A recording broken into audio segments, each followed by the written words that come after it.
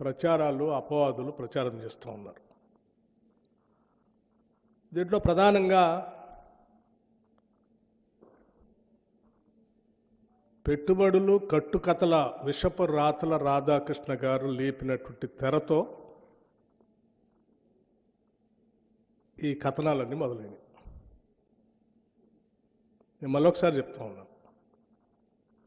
పెట్టుబడులు కట్టుకథలు విషపు రాతల రాధాకృష్ణ గారి తొలి పలుకులనే పేరుతో మొదలైనటువంటి కథనాలన్నీ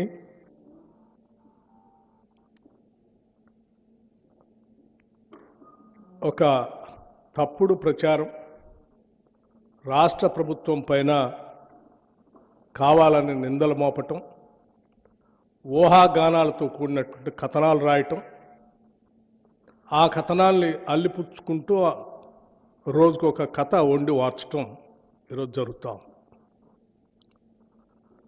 నిజంగా నాకు ఈ రాష్ట్ర ఉప ముఖ్యమంత్రిగా ఈ ప్రజల యొక్క సంక్షేమాన్ని, పాలనని, ముఖ్యంగా సింగరేణి సంబంధించిన ఆస్తుల్ని కాపాడాల్సినటువంటి వ్యక్తిగా వీటన్నిటిని చూస్తూ ఉంటే ఏ రాబందులు, ఏ గద్దలు, ఏ దోపిడీదారుల ప్రయోజనాల కోసమో ఈ కథనాలన్నీ వస్తున్నట్టుగా కనిపిస్తూ ఉన్నాయి. చిన్నప్పుడు నేను ఎక్కడో వినేవాడిని, ఏ నినాదం వెనక ఎవరి ప్రయోజనాలు దాగున్నాయో అని. ఏ నినాదం వెనక ఎవరి ప్రయోజనాలు దాగున్నాయో అని. ఈ తొలి పలుకుల రాతల వెనక ఎవరి ప్రయోజనాలు దాగున్నాయో నాకు తెలియదు, కానీ ఇటువంటి రాతలతో తెలంగాణ సంబంధించినటువంటి అతిపెద్ద ప్రభుత్వ రంగ సంస్థ పైన నిందలు మోపే క్రమంలో ఈ రాష్ట్రానికి, సింగరేణికి నష్టం చేస్తున్నారన్న సంగతి మర్చిపోతూ ఉన్నారు. సింగరేణికి సంబంధించి వారు రాసిన కథనాల్లో 2 అంశాలు లేవనెత్తారు. ఒకటి, వారికి తెలిసినటువంటి కొద్దిమంది వ్యక్తులకి దీన్ని కట్టబెట్టడం కోసం సైట్ విజిట్ కండిషన్ అనేది పెట్టి, ఆ కండిషన్ ద్వారా ఎవరికో వాళ్ళకి సంబంధించిన వ్యక్తులకి దీన్ని దారాదత్తం చేయాలనేటువంటి ఆలోచనలు అన్నీ ఉన్నాయి దీని వెనక అని చెప్పి వారు ఊహించుకొని రాశారు. రాయటమే కాదు, ఈ సైట్ కండిషన్, విజిట్ కండిషన్ అనేది కేవలం ఈ సింగరేణిలో ఇప్పుడే పెట్టారు. ఈ రాష్ట్రంలో, ఈ దేశంలో ఎక్కడా లేదు. కేవలం వారు అనుకున్నటువంటి వారి వ్యక్తులకు ఇవ్వటం కోసమే ఈ కండిషన్ పెట్టి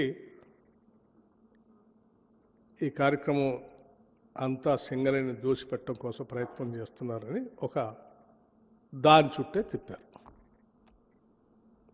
వారు రాయటమే ఆలస్యం.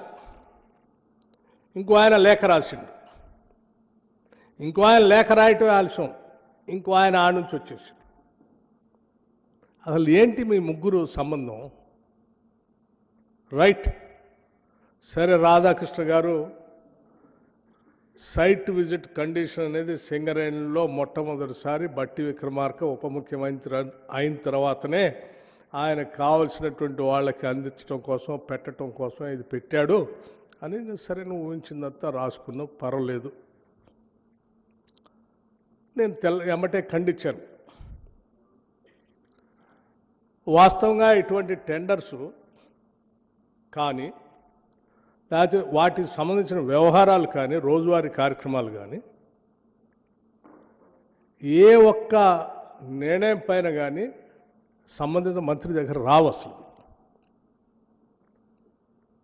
ఒక ఫైలు రాదు, లేకపోతే నా దగ్గరకు వచ్చి నా నిర్ణయం కోసం కూడా రాదు. ఇది it is an autonomous independent 105 years board ఏర్పడి